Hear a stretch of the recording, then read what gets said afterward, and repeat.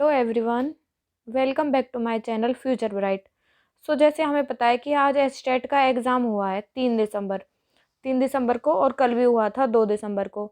आज morning shift में TGT का था और इवनिंग में पीआरटी का।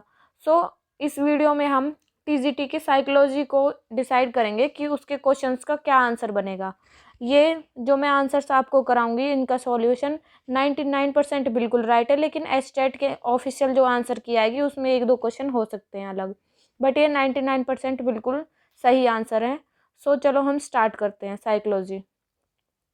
तो पहला क्वेश्चन है कि किस मनोविज्ञान के अनुसार बच्चों के संज्ञानात्मक विकास में सामाजिक और सांस्कृतिक कारकों की भूमिका महत्वपूर्ण होती है। तो इसका हमारा आंसर होगा फर्स्ट, वाइगोत्स्की। अब हम दूसरा क्वेश्चन देखते हैं। हमारा दूसरा क्वेश्चन है, दृष्टि बाधित विद्यार्थियों के लिए कौन सी शिक्षण सहायक सामग्री उपयोगी नहीं होती। तो इसका आंसर होगा हमारा थर्ड, फिल्म स्ट्रिप्स।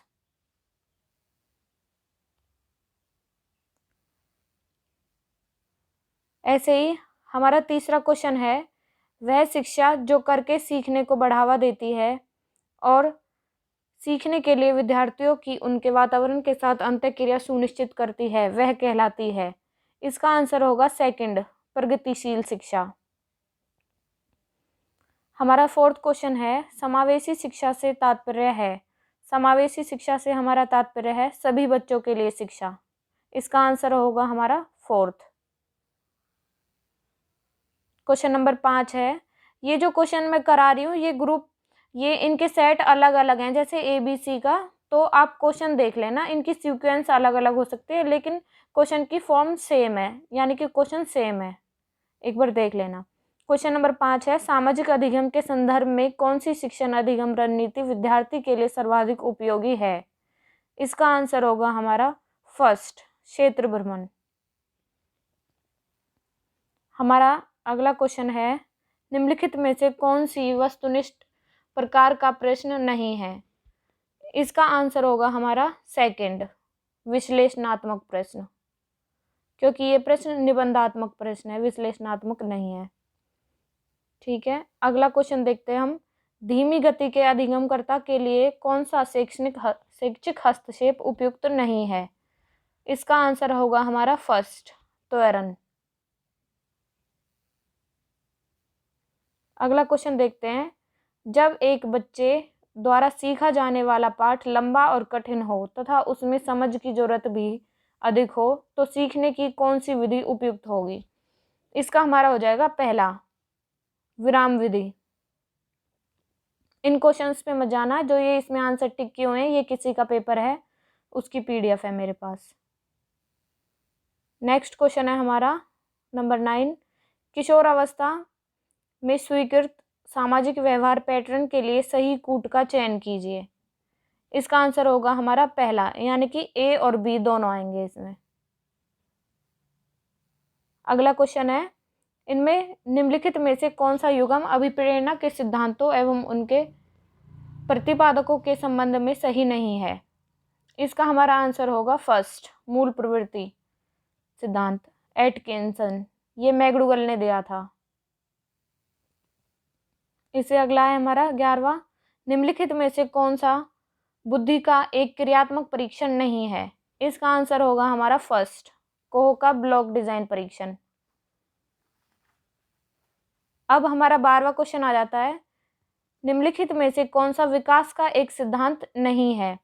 तो इसका आंसर होगा हमारा विकास रेखीय पथ का अनुसरण करता है। विकास रेखीय नहीं होता, लाइनर नहीं होता। ठीक है, ये इसका आंसर है। नेक्स्ट होगा हमारा क्वेश्चन नंबर 13, गैने के अनुसार एक शिक्षक द्वारा विद्यार्थियों को किस उच्चतम स्तर के अधिगम तक ले जाने का प्रयास करना चाहिए।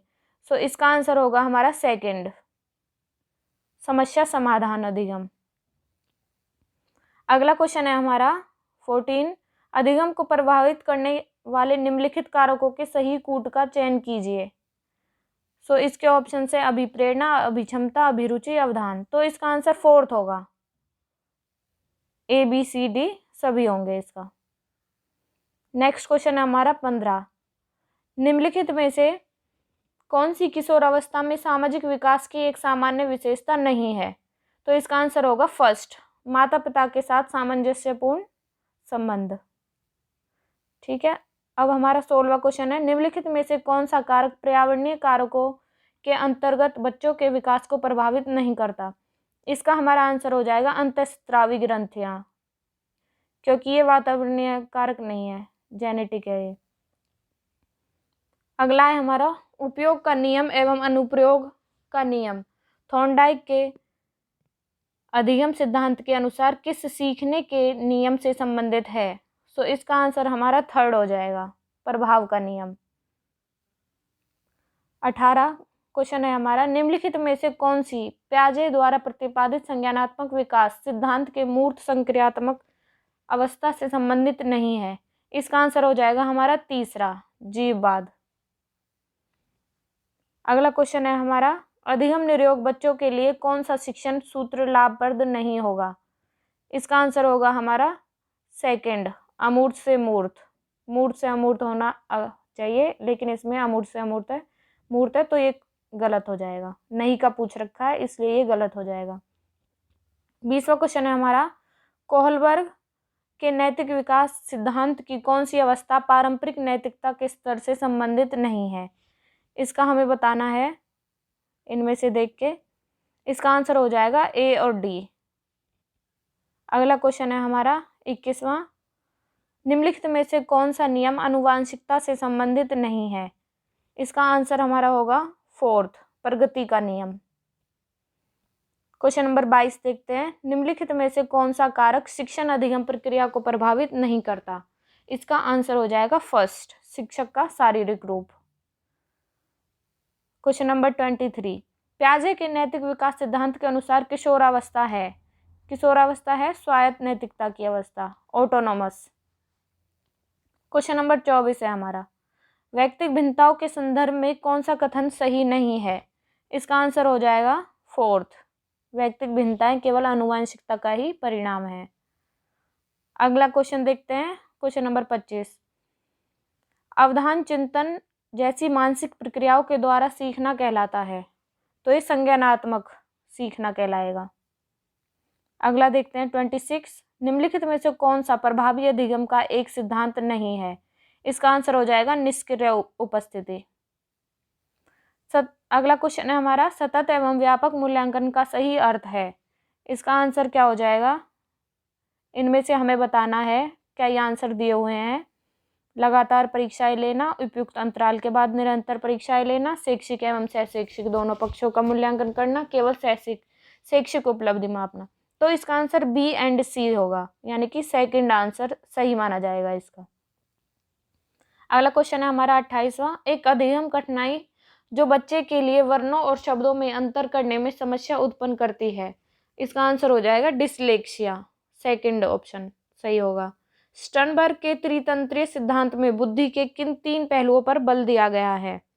इसका आंसर हो जाएगा हमारा तीसरा, ए, बी एंड डी सही होंगे इसके, क्योंकि उसने संक्रिया की बात नहीं की है।